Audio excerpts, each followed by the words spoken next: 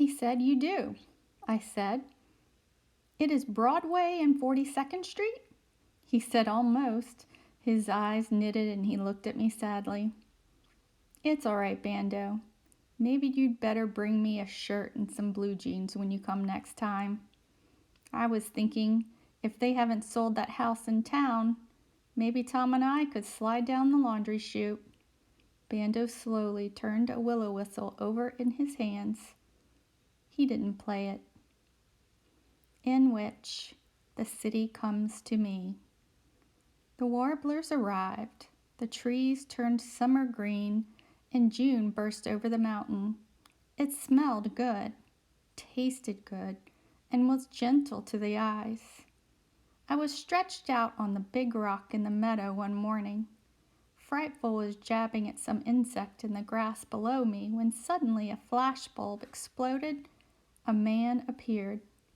"Wild boy," he said, took another picture. "What are you doing? Eating nuts?" I sat up. My heart was heavy. It was so heavy that I posed for him holding Frightful on my fist. I refused to take him to my tree, however, and he finally left. 2 other photographers came, and a reporter. I talked a little.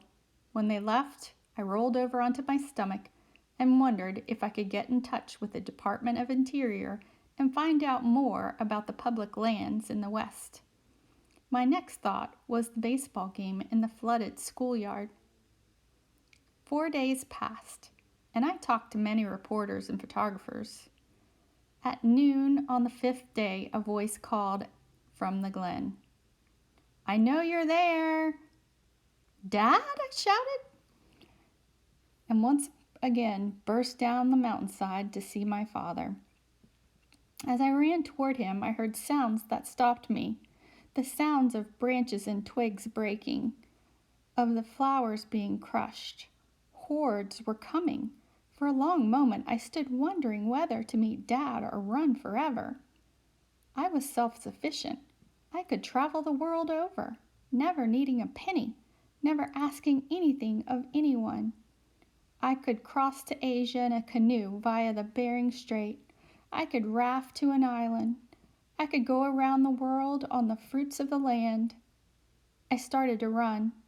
I got as far as the gorge and turned back. I wanted to see Dad.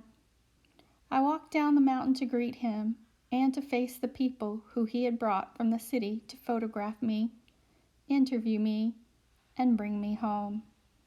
I walked slowly, knowing that it was all over.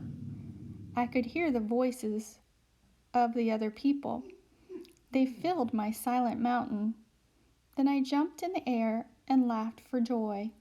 I recognized my 4-year-old brother's pleasure song. The family! Dad had brought the family, every one of them.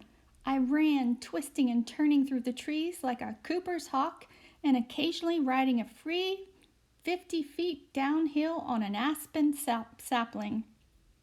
"Dad, Mom!" I shouted as I came upon them along the stream bed, carefully picking their way through raspberry bushes. Dad gave me a resounding slap. Mother hugged me until she cried. John jumped on me. Jim threw me into the rushes. Mary sat on me. Alice put leaves in my hair.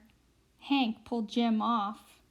Joan pulled me to my feet, and Jake bit my ankle. That cute little baby sister toddled away from me and cried. "Wow! All of New York," I said. "This is a great day for the Catterskills." I led them proudly up the mountain, thinking about dinner and what I had that would go around. I knew how Mother felt when we brought in friends for dinner. As we approached the hemlock grove, I noticed that Dad was carrying a pack. He explained it was as food for the first few days, or until I could teach John, Jim, Hank, and Jake how to live off the land. I winked at him. "But Dad, a Gribbly is not for the land." "What do you mean?" he shouted. "The Gribblies have had land for 3 generations. We We open the land. He was almost singing. And then we go to sea, I said. Things have changed. Child labor laws. You can't take children to sea. I should have glowed over such a confession from Dad had I not been making furious plans as we climbed.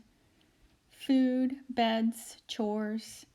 Dad, however, had since Christmas to outplan me. He strung up hammocks for everyone all through the forest, and you never heard a happier bunch of kids. The singing and shouting and the giggling sent the birds and the wildlife deeper into the shadows. Even little Nina had a hammock, and though she was only a toddler, she cooed and giggled all by herself as she rocked between two aspens near the meadow. We ate Mother's fried chicken. Chicken is good. It tastes like chicken. I shall never forget that evening, and I shall never forget what Dad said. Son, when I told your mother where you were, she said, well, if he doesn't want to come home, then we'll bring home to him. And that's why we're all here. I was stunned. I was beginning to realize that this was not an overnight camping trip, but a permanent arrangement. Mother saw my expression and said, when you are of age, you can go wherever you please. Until then, I still have to take care of you according to all the law I can find. She put her arm around me and rocked ever so slightly. Besides, I'm not a Gribbly. I am a Stewart, and the Stewarts loved the land.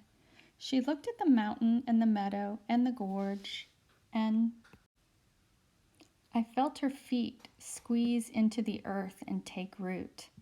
The next day, I took John, Jim, and Hank out into the mountain meadows with Frightful to see if we could not round up enough food to feed this city people.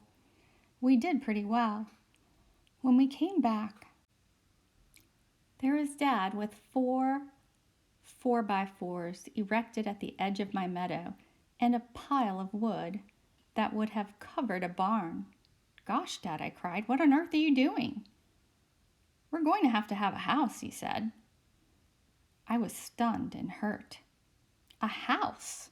You'll spoil everything, I protested. Can't we all live in trees and hammocks? No, your mother said that she was going to give you a decent home, and in her way of looking at it, that means a roof and doors. She got awfully mad at those newspaper stories inferring that she had not done her duty. But she did. I was almost at the point of tears. She's a swell mother. What other boy has a mother who would let him do what I did? I know, but a woman lives among her neighbors, and your mother took all those editorials personally, as if they were Mr. Brackett and Mrs. O'Brien speaking. The nation became her neighbors, and no one, not even, he hesitated. A catbird meowed. Not even that catbird is going to think that she neglected you. I was about to protest in a loud, strong voice when Mother's arm slipped around my shoulder. That's how it is until you're 18, Sam, she said, and that ended it.